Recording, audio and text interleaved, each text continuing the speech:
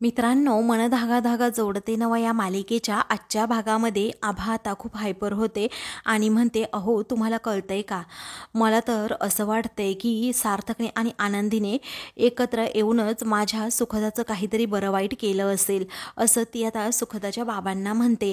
मग आता सार्थक आनंदीला खूप वाईट वाटतं. तेव्हा आभा पुढे म्हणते की कसं आहे ना, हे सगळं काही असं जुळवून आणल्यासारखं वाटतंय. म्हणजे आनंदीने 6 वर्षांपूर्वी आपल्या इकडे येणं, त्याचबरोबर माझी मुलगी म्हणून तिथे राहणं आपल्याजवळ, आणि मग सार्थकाने सुखदाचं हे प्रेम प्रकरण जुळणं आणि त्या दोघांच्या लग्नाची बोलणी होणं, त्यातल्या त्यात आनंदीच्याच नवऱ्याबरोबर सुखदाचं लग्न ठरणं, हे सगळं काही तुम्हाला असं वेगळं वाटत नाही का ठरवून केल्यासारखं? मला तर यांच्याच नियतीत काहीतरी खोड दिसतीये. आणि मग आनंदी सार्थकने एकत्र यावं यासाठी या दोघांनीच हा प्लॅन केला असेल. मग आता कुठे आहे माझी सुखदा, बोला पटकन, असं आता आभा जोराजोरात ओरडत असते.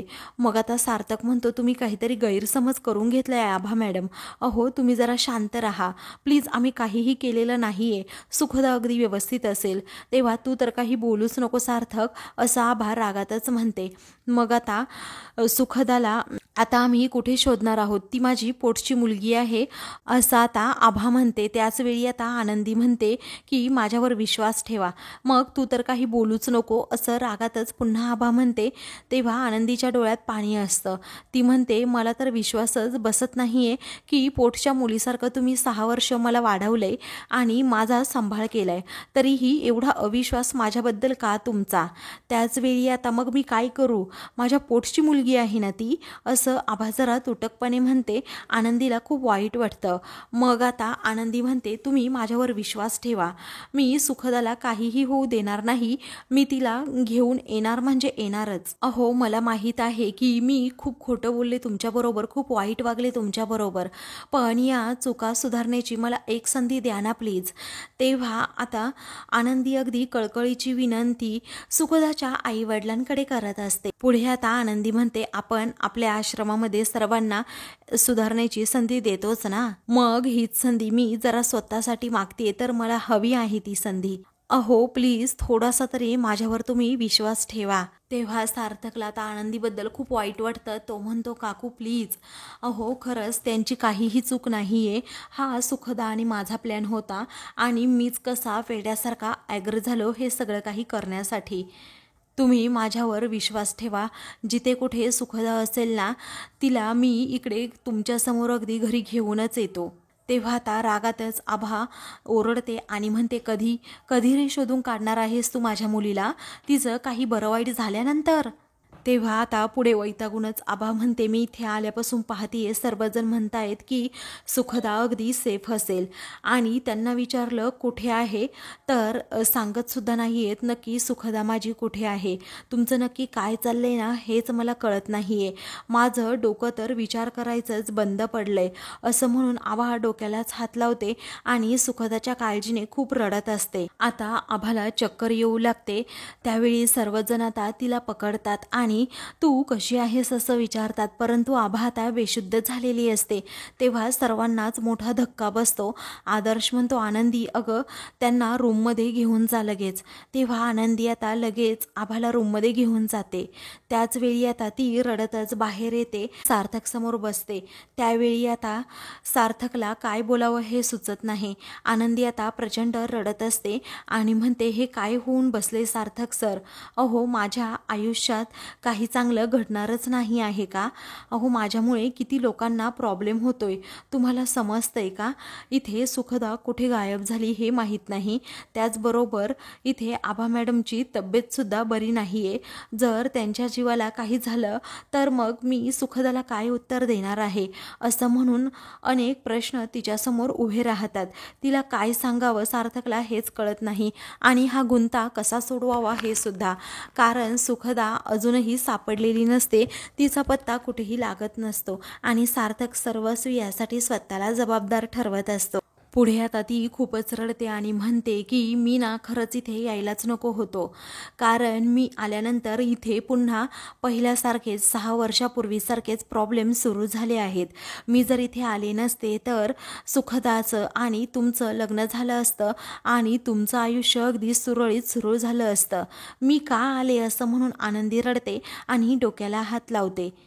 आता त्याबद्दलच सार्थकला खूप वाईट वाटतं आणि तो आनंदीला समजावू लागतो की तुमच्यामुळे काहीही होत नाहीये, तुम्ही उगीच स्वतःला दोष देऊ नका असा आनंदी. तेव्हा सार्थक आता लगेच स्टँड घेतो आणि म्हणतो की कसं आहे ना, आता बस झालं, सुखदाला घरी घेऊन आल्याशिवाय मी अजिबात शांत राहणार नाहीये. तेव्हा आनंदी म्हणते थांबा सर, सुखदाची जबाबदारी माझी सुद्धा आहे, मी सुद्धा तुमच्याबरोबर येणार आता. सार्थक म्हणतो नाही, काकूंची काळजी घ्या तुम्ही.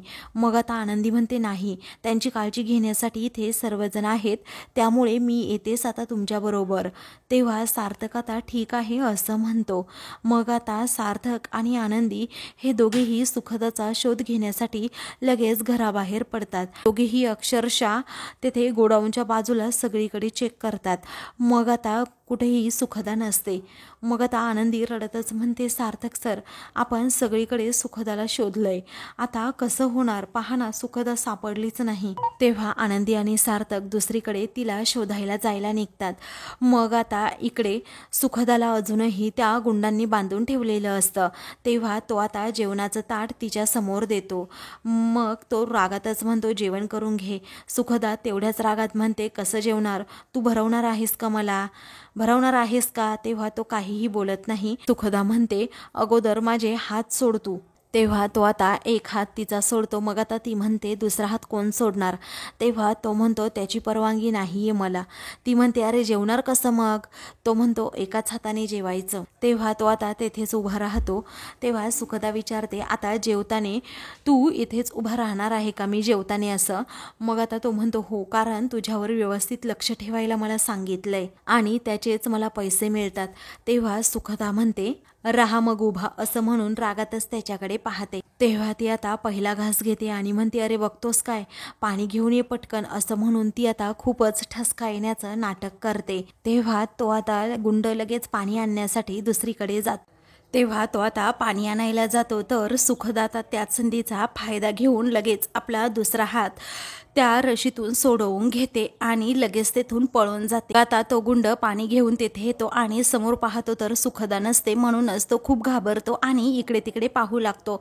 तोपर्यंत सुखदा तेथून पळून सुद्धा गेलेली असते. इकडे सुधा आता घरी सुखदा कधी येते याची वाट पाहत असते. त्याचवेळी सार्थक आणि आनंदी दोघेही तेथे येतात. तेथे आल्यानंतर सुधा लगेच विचारते काय झालं, सुखदा सापडली की नाही. मग आता सार्थक म्हणतो नाही. तेव्हा आता सुधा रडू लागते आणि म्हणते पाहिलं ना आनंदी, अगं तुझ्यामुळे हे काय झालं, कारण तुला तर माहीतच असेल ना की तू इथे आली म्हणूनच हे प्रॉब्लेम सुरू झाले. तेव्हा आनंदीला धक्काच बसतो, काय बोलावं तिला सुचत नाही. मग आता सार्थक म्हणतो यात त्यांचा काय दोष आहे, तूच सांग ना मला. सुधा म्हणते अरे तुला कळतं का सार्थक, आनंदीसाठी सदाने एवढं सगळं काही केलं आणि तू तिलाच उलट बोलतोस. असं म्हणून ती आता आनंदीला म्हणते तू कुणासाठी शुभ नाहीये ग, तू आली ना कुणाच्या आयुष्यात ना कुणाच्या आयुष्यात वाईट घडतच. आनंदीला आता खूपच वाईट वाटतं. अगं तू तुझा पहिला संसार सुद्धा नाही वाचवू शकलीस. असं म्हणून सुद्धा नको ते आरोप आता आनंदीवर करू लागते. आनंदीला बिचारीला खूप वाईट वाटतं. तेव्हा सार्थक म्हणतो आई तू हे काय बोलतेस, तुला समजतं का. तेव्हा ती म्हणते काय रे, काय आई मला म्हणतोस, अरे ही आपल्या घरात आली, आपला सर्व आनंदच हिरावून घेतला हिने.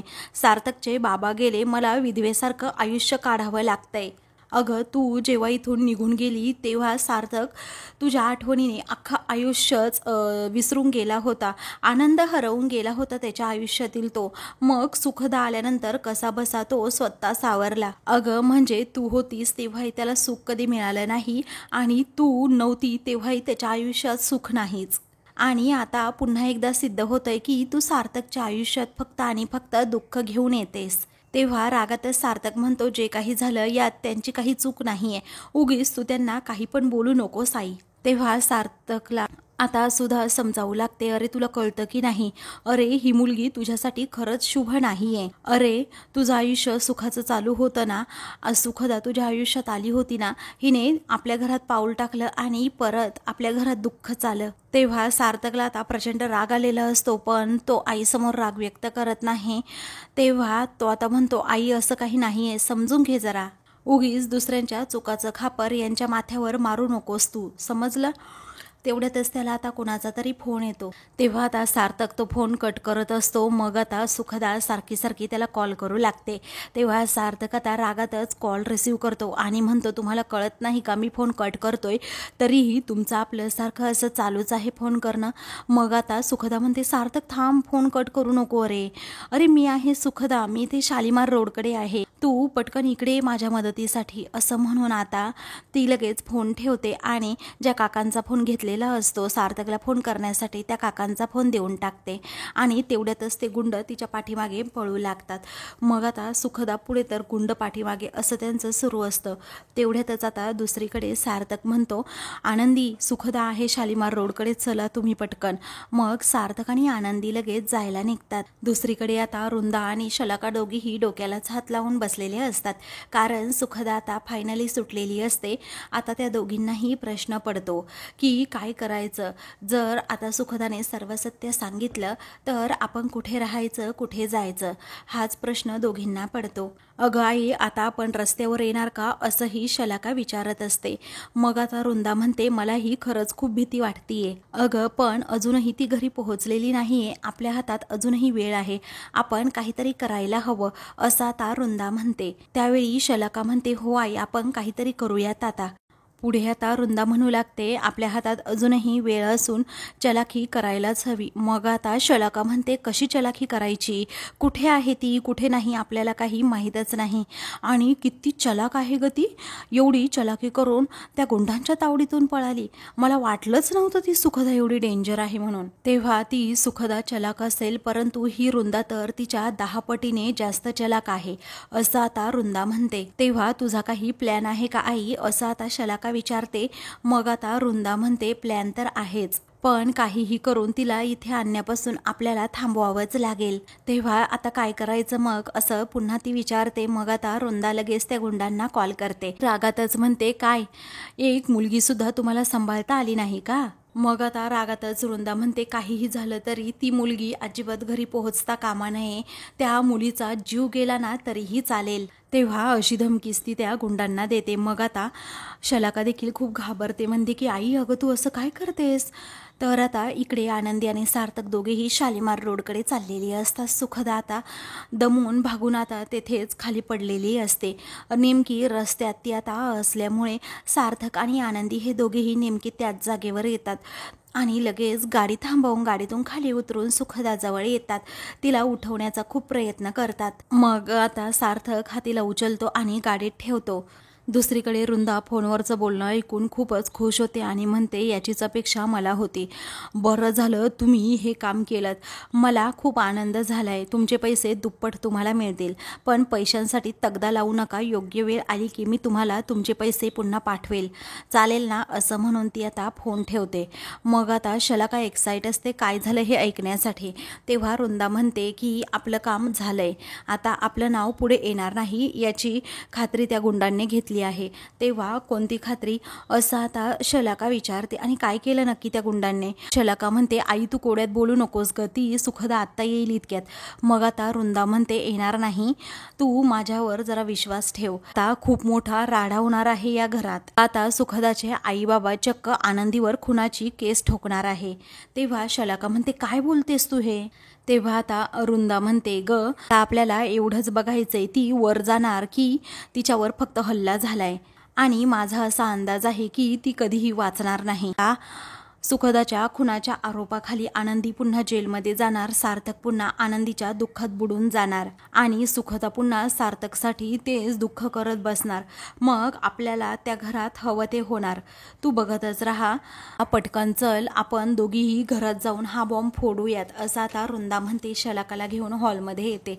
समोर पाहते तर तेथे आता आभाला सुद्धा म्हणत असते की हे सगळं अनावधानाने घडलं ग, कुणाला खरंच काही याबद्दल माहीत नव्हतं. अगं सुखदा गंमत म्हणून करायला हे सगळं गेली आणि स्वतः त्यातच अडकली. तेव्हा वृंदा विचारते, काय ग सुखदाचा काही तपास लागला का? मग आता सुधा म्हणते, हो लागलाय. अगं आनंदी आणि सार्थक हे दोघेही तिलाच आणायला गेले आहेत. कोणत्याही क्षणी ते येतील आता इकडे. तेव्हा आता वृंदा म्हणते, खरंच की काय?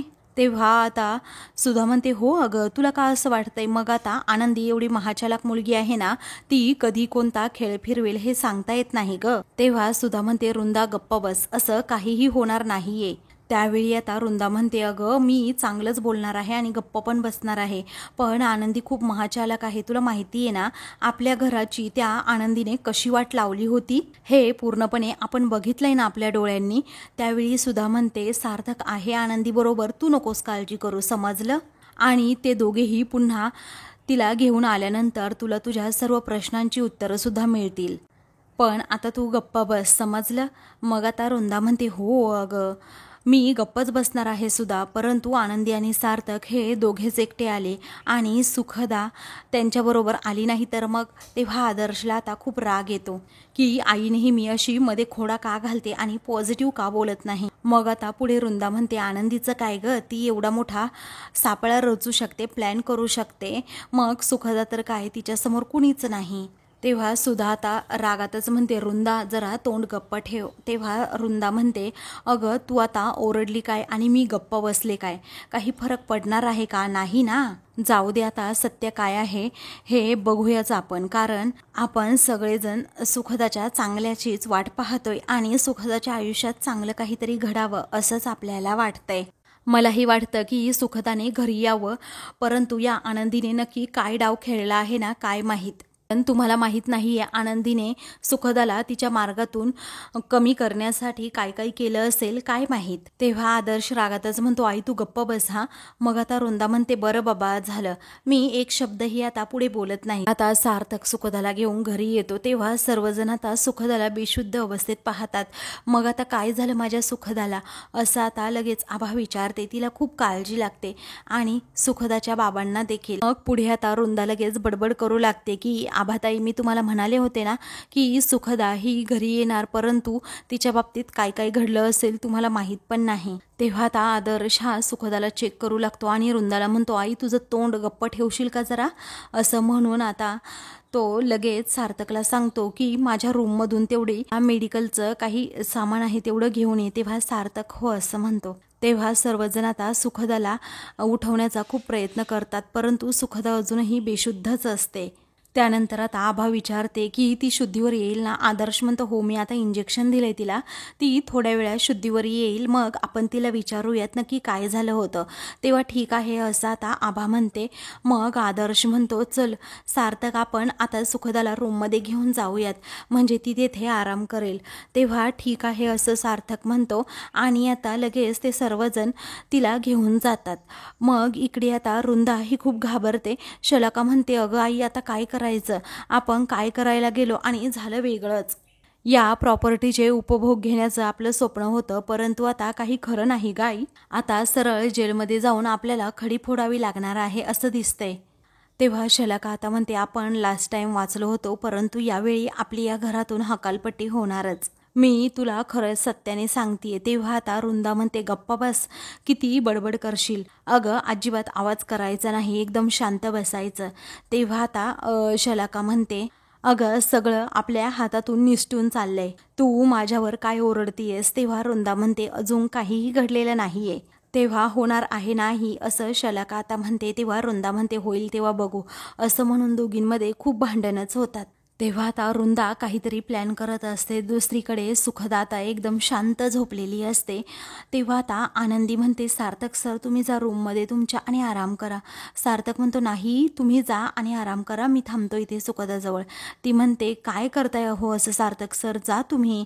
मग आता सार्थक म्हणतो, हे सगळं माझ्यामुळे झालंय आणि तुम्हाला उगीच माझ्यामुळे खूप मोठा त्रास झालाय, त्याबद्दल मला माफ करा. मी एक करायला गेलो आणि झालं दुसरंच. मला माझं प्रेम मिळावं म्हणून सुखदाने हे सगळं काही केलं आणि तिला बघा ना काय काय सहन करावं लागतंय. आता तिची काय अवस्था झाली आहे तुम्ही बघताय ना. तिला जर काही झालं ना आनंदी, तर मी स्वतःला कधीच माफ करू शकत नाही, असं म्हणून सार्थक आता खूप रडत असतो. तेव्हा आनंदी म्हणते, सार्थक सर प्लीज. अहो तुम्ही जरा स्वतःला सावरा, कारण सुखदाला काहीही होणार नाहीये. तेव्हा तो तिला आता मिठी मारून खूप रडत असतो. मग आता आनंदी त्याला सावरत असते, त्याच्या केसांमधून हात फिरवत असते, म्हणते की सर तुम्ही स्वतःला सावरा, आपली सुखदा लवकर बरी होईल. तेव्हा सुखदा आता शुद्धीवर येते आणि त्या दोघांकडे पाहून गालात हसते. त्यावेळी आता तिला खूप आनंद झालेला असतो की काहीही झालं तरी आनंदी आणि सार्थक एकत्र येणारच. तर आता मित्रांनो, पुढील भागामध्ये सार्थक म्हणतो, सुखदा तू हे काय बोलतेस? अगं तूच तर म्हणाली होतीस ना, मी आणि तू दोघेही आता नाही एकत्र येऊ शकत, आनंदी आणि मी एकत्र येणार. तेव्हा आता तूही मला शब्द दिला होतास ना, तू माझ्याबरोबर लग्न करशील. आता तूच सांग कोण कुणाचा विश्वासघात करते? असं आता सुखदा सार्थकलाच विचारते. अरे मी खूप प्रयत्न केले तुम्हा दोघांना, कल्याणीताईला तुझ्याबरोबर राहायचंच नाहीये, मग मी काय करू? आणि दोघींनी त्याग केला तर कुणीच सुखी राहू शकत नाही. तेव्हा सार्थकला खूप टेन्शन येतं. अशाच मालिकेंचे पुढील भाग पाहण्यासाठी चॅनलला सबस्क्राईब करा.